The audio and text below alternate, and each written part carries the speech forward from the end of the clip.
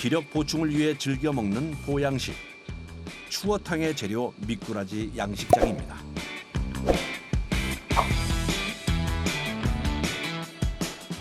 출하를 앞두고 통통하게 살이 오른 녀석들인데요.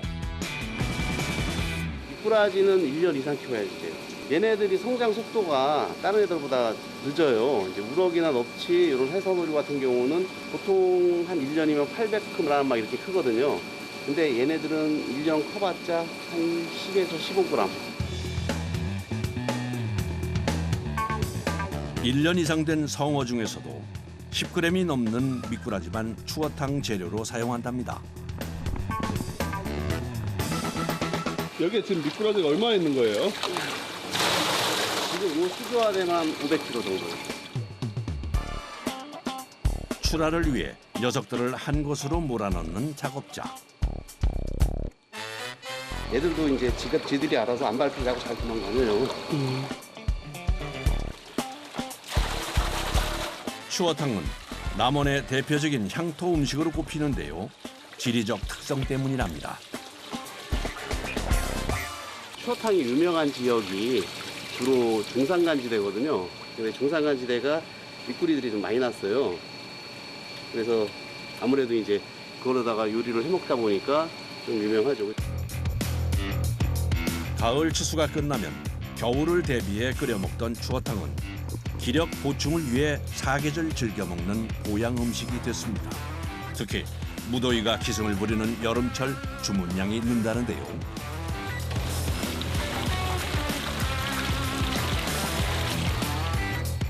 30도를 웃도는 날씨에 실내 양식장은 열기로 가득합니다.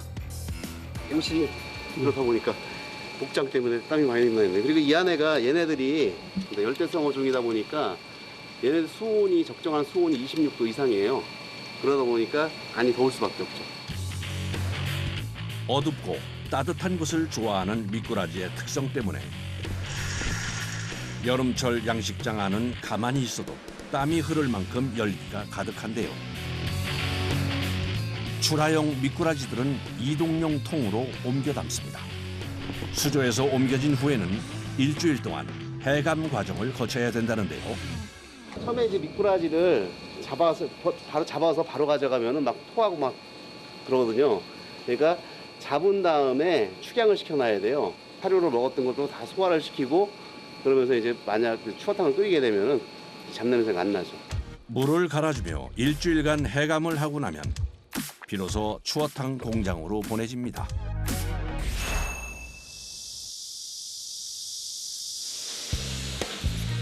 해감 과정을 통해 내장을 비운 미꾸라지는 소금을 넣지 않고 물로만 세척을 해주는데요. 미꾸라지가 갖고 있는 영양 성분을 그대로 이용하기 위해서랍니다.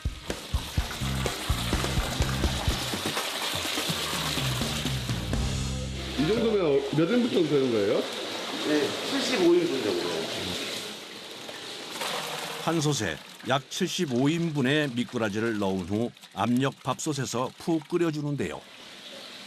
여기서 최종적으로 1시간 이상을 끓여요.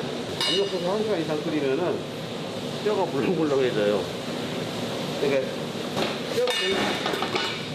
뼈를 분리 안 해도 뼈가 씹히지 않아요. 그래서 저희는 뼈를 분리 안 해요.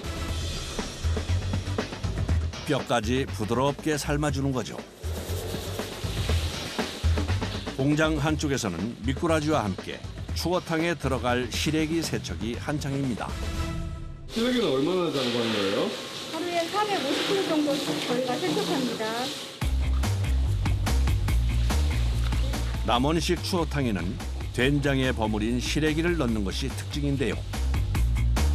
이물질 없이 깨끗하게 세척하기 위해 흐르는 물에 수작업으로 세척을 해줘야 한답니다. 이를 하면 이물질을 다 잡아낼 수 없고 사이사이 끼어있는 흙이나 모래나 그다음에 이물질이 들어갈 수 있기 때문에 이런 걸 다 세척해서 사용합니다. 작은 이물질도 들어가지 않도록 꼼꼼하게 이루어져야 하는 세척 작업. 물로 하는 일이라 겨울보다 더운 여름이 좀 더 수월하긴 하지만 이른 아침부터 몇 시간씩 같은 자세로 서서 작업하는 것이 때론 힘에 부친다는데요. 오랫동안 서 있으니까 똑같은 작업만 반복하는 거잖아요. 그러니까 다리가 좀 아프고 작업량이 많거나 그럴 때는 새벽 5시부터 시작하는 거예요. 주문량이 많아질수록 작업 시간도 길어지게 되는 거죠. 세척이 끝난 시래기는 기계를 이용해 한 입 크기로 잘라줍니다.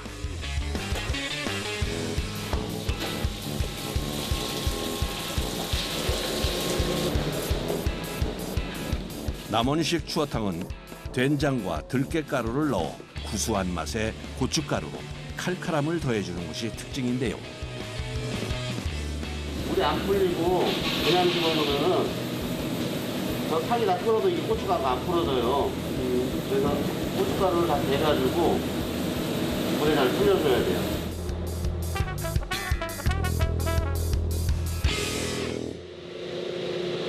압력솥에 1시간 이상 푹 삶아낸 미꾸라지는 분쇄기에 넣어 곱게 갈아주는데요. 지금 여기에 보시면은 얘가 공국처럼 푹 뿌려져 있어요. 압력솥에 1시간 이상을 끓이기 때문에 그래서 뼈가 물렁물렁해져요. 뼈가 전혀 씹히지 않아요. 그래서 뼈까지 이제 같이 통째로 갈아놓는 거죠. 영양가 높은 미꾸라지를 통째로 섭취하기 위해서 부드럽게 삶아낸 후 갈아주는 거죠. 재료가 모두 준비됐으니 솥에 넣고 추어탕으로 끓여줄 차례. 먼저 갈아놓은 미꾸라지와 들깨가루를 넣어 한 소끔 끓여줍니다. 처음부터 다 집어넣고 끓이면은 비린내가 나잖아요. 콩도 그렇고 깨도 그렇고. 그러니까 이제 먼저 깨하고 콩하고 고기를 먼저 끓여가지고 그래서 이제 그 비린 맛을 없앤 다음에 이렇게 이제 넣는 거예요. 시래기와 미리 만들어 놓은 양념까지 넣어 맛이 우러나도록 푹 끓여주면 되는데요. 처음부터 끝날 때까지 끓이는 시간 1시간 정도 걸려요.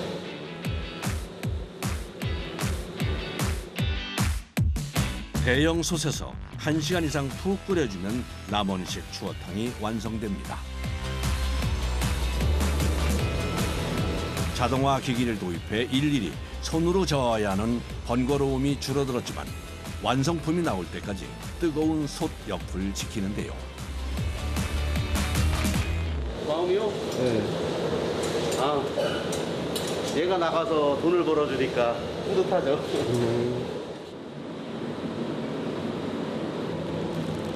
재료들이 한데 어우러져 더위에 지친 기력을 보충해줄 보양식 추어탕이 완성됐습니다. 근데 여기 이렇게 보이는 게 하얀 게 다 살이에요. 그 살이 보이죠. 정성과 영양을 가득 담은 추어탕은 판매를 위한 포장 작업에 들어가는데요. 그런데 일일이 무게를 잰 후 수동으로 포장 용기에 담아주는군요. 얘처럼 이제 건더기하고 물하고 5대5로 섞은 게 자동 추진이 제일 어렵다 그래요. 자동이 안 돼요. 뜨겁게 끓여낸 추어탕은 열기가 식기 전 빠르게 포장재에 담아 밀봉시켜줘야 하는데요. 모든 공정 중 가장 고된 작업이 이 포장 작업이랍니다. 하루에 5,000개 한다 그러면은 둘이서 나눠서 하면은 8,000원 앞에서 2,500번씩 벗잖아요. 비싸지를. 엘보 다 왔어요. 정성껏 만든 추어탕을 수작업으로 포장까지 끝내고 나면 고압 멸균기로 이동시켜줍니다.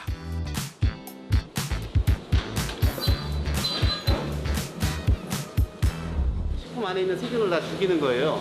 그러니까 이제 얘가 공지를 뜯지 않는 공지를 뜯어서 공기하고 접촉이 되면 상하는데 공기가 접촉이 안 되면은 난상해져. 이제 균이 없으니까. 121도씨의 고온에서 약 40분간 멸균 과정을 거치고 나면 상온에서도 유통이 가능한 상태가 되는데요. 미꾸라지 양식부터 추어탕으로 완성되기까지 뜨거운 열기 속에서 이루어진 공정. 이렇게 마지막 작품이 나왔을 때는 많이 뿌듯해요. 좋은 마음으로 만들었으니까 맛있게 잘 드셨으면 좋겠습니다. 땀 흘리며 일한 후 찾아온 반가운 식사 시간. 정성 들여 끓여낸 추어탕이 점심 메뉴입니다. 뜨끈한 국물에 말아먹는 밥 한 숟갈에 피곤이 풀어지는 듯한데요. 언제부터인지 모르겠는데 언제부턴가 이거 먹으면 이제 속이 편해지고 하니까 뭐 매일 먹어도 별로 안 물려요. 이제 열심히 일하다가 같이 직원들이랑 점심 먹고 그러면 이렇게 팔팔 끓는 추어탕 가져와가지고 한 그릇 밥 뚝딱. 열심히 일한 후 먹으니 더 꿀맛이겠죠.